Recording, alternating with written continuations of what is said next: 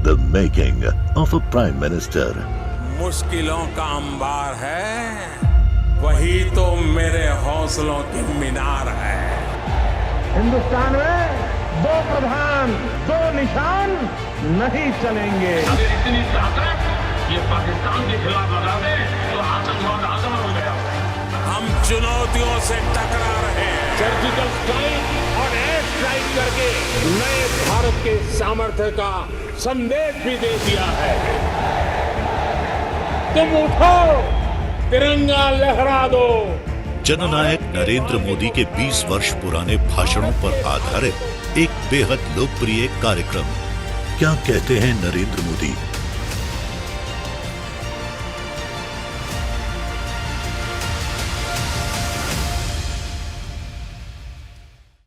नमस्कार, मैं हूं आपके साथ मीमांसा मलिक। हमारे खास प्रोग्राम क्या कहते हैं नरेंद्र मोदी में आज हम आपको सुनवाएंगे पीएम मोदी का वो ऐतिहासिक भाषण जो उन्होंने 30 मार्च 2014 को महाराष्ट्र के अकोला में दिया।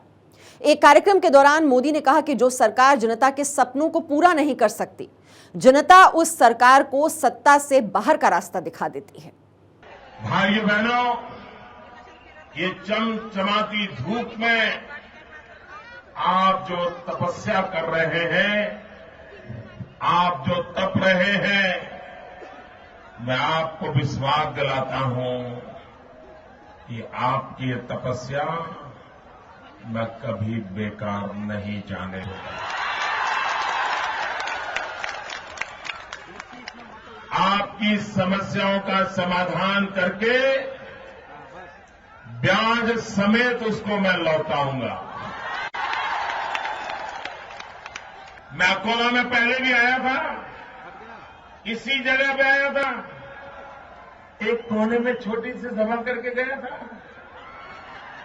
आज क्या विराट रूप मैं देख रहा हूं।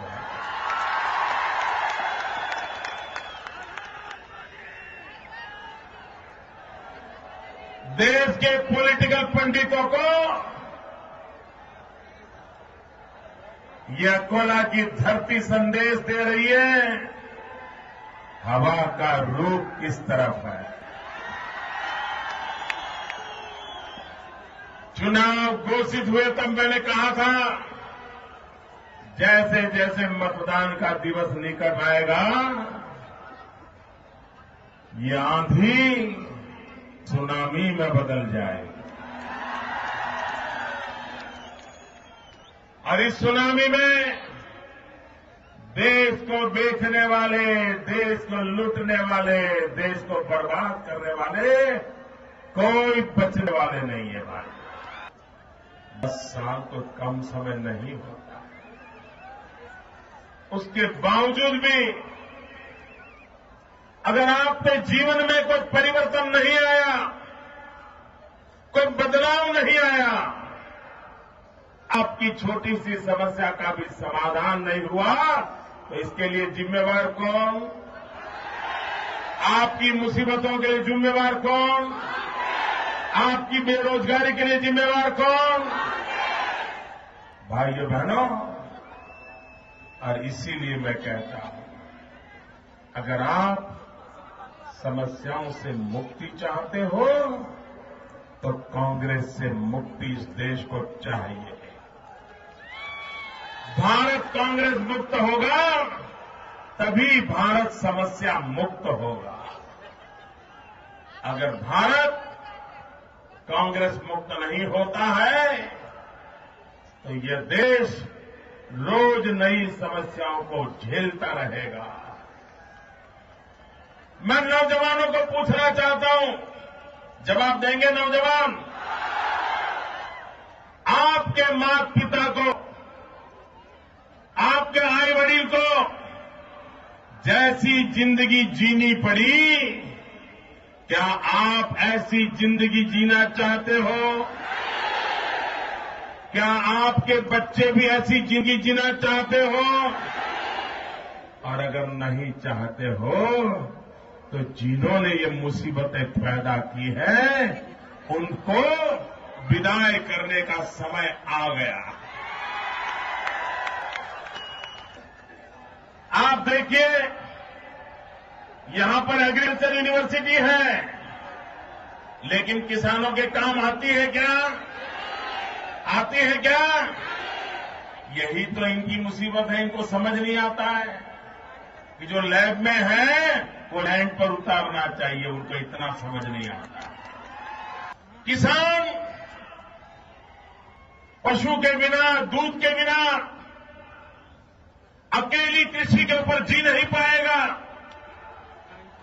और इसलिए कांग्रेस वाले, ये दिल्ली की सरकार ने, हमने ग्रीन रिवॉल्यूशन सुना, हमने व्हाइट रिवॉल्यूशन सुना, ये पहली सरकार ऐसी है जिसने पिंक रिवॉल्यूशन का काम पड़ा है। पिंक रिवॉल्यूशन, ये पिंक रिवॉल्यूशन का मतलब होता है जो मटन का कलर होता है ना, पिंक कलर का, उसको एक्सपोर्ट करने का काम।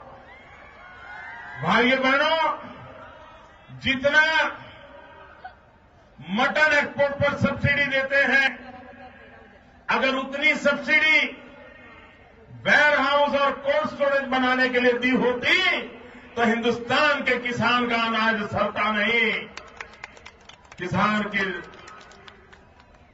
पसीने के उस अनाज को सड़ने की नौबत नहीं आती। वो फल पैदा करता, वो सब्जी पैदा करता, उसको रखने का इंतजाम होता। लेकिन इनकी प्रायोरिटी अलग है, इनकी प्राथमिकताएं अलग है, और इसी के कारण ये तबाही आती है। भाइयों बहनों, लाल बहादुर शास्त्री कहते थे, जय जवान जय किसान।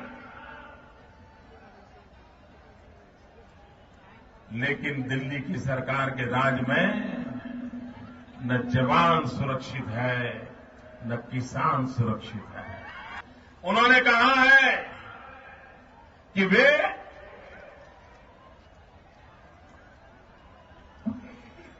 10 करोड़ किसान नौजवानों को रोजगार देंगे। भाइयों बहनों, जब अटल बिहारी वाजपेयी की सरकार थी, 6 साल में 6.5 करोड़ नौजवानों को रोजगार दिया था, और इन्होंने 10 साल में सिर्फ 1.25 करोड़ नौजवानों को रोजगार दिया है। भाइयों बहनों, हर परिवार से एक व्यक्ति को रोजगार देने का वादा किया था।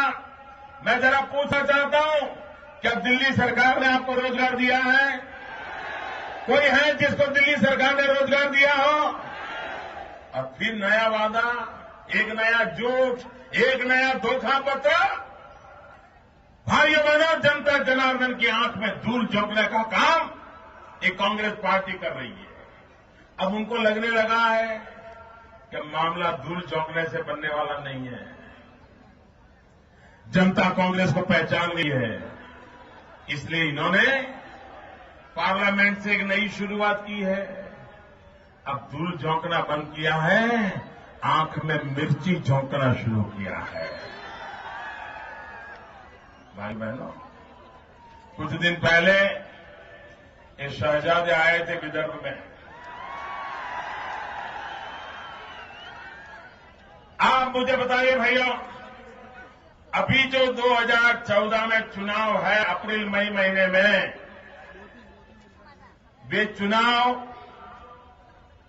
भारत सरकार के चुनाव है कि नहीं है? दिल्ली सरकार बनाने के लिए चुनाव है कि नहीं है? जरा बताओ ना, किसके चुनाव है? दिल्ली सरकार के चुनाव है ना? प्रधानमंत्री चुनना है ना? एमपी चुनना है ना? तो भाइयों बहनों, इस चुनाव में दिल्ली सरकार के कामों की चर्चा होनी चाहिए कि नहीं होनी चाहिए? उन्होंने 10 साल में काम क्या किया, उसका हिसाब देना चाहिए कि नहीं देना चाहिए? जनता को पाई पाई का हिसाब देना चाहिए कि नहीं देना चाहिए? पल पल का हिसाब देना चाहिए कि नहीं देना चाहिए? क्या क्या किया वो कहना चाहिए कि नहीं कहना चाहिए? कब कब किया, कैसे किया, किसके लिए किया, क्यों किया, रात को किया कि दिन को किया, देश में रखा कि बाहर रखा, किस किस का किया, ये सारी बात बतानी चाहिए कि नहीं बतानी चाहिए? वो जवाब दे रहे हैं क्या? मुझे बताइए जवाब दे रहे हैं कि नहीं दे रहे? भाइयों बहनों, लोकतंत्र में दिल्ली में बैठी हुई सरकार की जिम्मेवारी है वो जनता को अपने काम का हिसाब दें। सरकार में बैठे हुए लोगों को विपक्ष पर आरोप करने का अधिकार नहीं बनता है। मैं 2012 में गुजरात में चुनाव लड़ा। मैंने जनता को पल पल का पाई पाई का हिसाब दिया। कांग्रेस के लोग आए, झूठ चलाते रहे, आजादे आए, 2002 में आए, 2004 में आए, 2007 में आए, 2009 में आए, 2012 में आए। रोज एक झूठ का पुलिंदा छोड़ते थे, लेकिन गुजरात की जनता की आंखों के सामने सच पड़ा था। उन्होंने कभी कांग्रेस के झूठ को स्वीकार नहीं किया। उनका झूठ का गुब्बारा उड़ नहीं पाया। और अब विदर्भ में आकर के कह रहे हैं कि गुजरात में विकास के नाम पर झूठे गुब्बारे उड़ाए जा रहे हैं। अरे ये बात तो तुमने गुजरात में आकर के कही थी और गुजरात की जनता ने तुम्हें करारा जवाब दे दिया।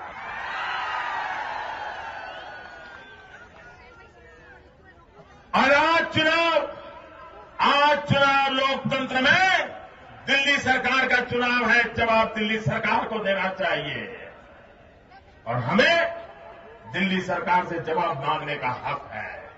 मैं पूरे महाराष्ट्र को कहने आया हूं कि जो जनता के साथ धोखा करते हैं, जो जनता से वादा तोड़ते हैं, उनसे महाराष्ट्र की जनता नाता तोड़े और सदा सर्वदा के लिए महाराष्ट्र से कांग्रेस एनसीपी को विदाई कर दे। भाइयों बहनों, हमारा एक ही मंत्र है, विकास। सब समस्याओं का समाधान होगा विकास। गरीब के घर में चूल्हा जलेगा, गरीब के बच्चे भूखे नहीं मरेंगे, भरपेट उसको खाना मिले। भाइयों बहनों, देश जब आजादी की 75 वर्ष मनाए, कुछ ही वर्षों के बाद हमारे आजादी के 75 साल होने वाले हैं। जब आजादी के 75 साल हो, भाइयों बहनों, मेरा एक सपना है। मुझे आपका आशीर्वाद चाहिए। मुझे वो सपना पूरा करने के लिए आशीर्वाद चाहिए। मेरा सपना, हिंदुस्तान का कोई गरीब ऐसा न हो, हिंदुस्तान का कोई पीड़ित ऐसा न हो, हिंदुस्तान का कोई शोषित ऐसा न हो, हिंदुस्तान का कोई वंचित ऐसा न हो कि जब देश आजादी के 75 साल मनाता हो तब उसके पास रहने के लिए अपना घर न हो। गरीब से गरीब व्यक्ति को रहने के लिए घर हो, घर में नल भी हो, नल में पानी भी आता हो, बिजली भी हो, शौचालय भी हो, नजदीक में बच्चों के लिए स्कूल हो, बूढ़े मां बाप के लिए अस्पताल हो। ऐसा हिंदुस्तान बनाने का मेरा सपना है। आप मुझे आशीर्वाद दीजिए, महाराष्ट्र के सारे कमल हमें भेजिए। The making of a Prime Minister. मुश्किलों का अंबार है, वही तो मेरे हौसलों की मीनार है। हिंदुस्तान में दो प्रधान, दो निशान नहीं चलेंगे। अगर इतनी ताकत ये पाकिस्तान के खिलाफ लगा दे तो आतंकवाद आसान हो गया। हम चुनौतियों से टकरा रहे हैं। सर्जिकल स्ट्राइक और एयर स्ट्राइक करके नए भारत के सामर्थ्य का संदेश भी दे दिया है। तुम उठो, तिरंगा लहरा दो। जननायक नरेंद्र मोदी के 20 वर्ष पुराने भाषणों पर आधारित एक बेहद लोकप्रिय कार्यक्रम क्या कहते हैं नरेंद्र मोदी।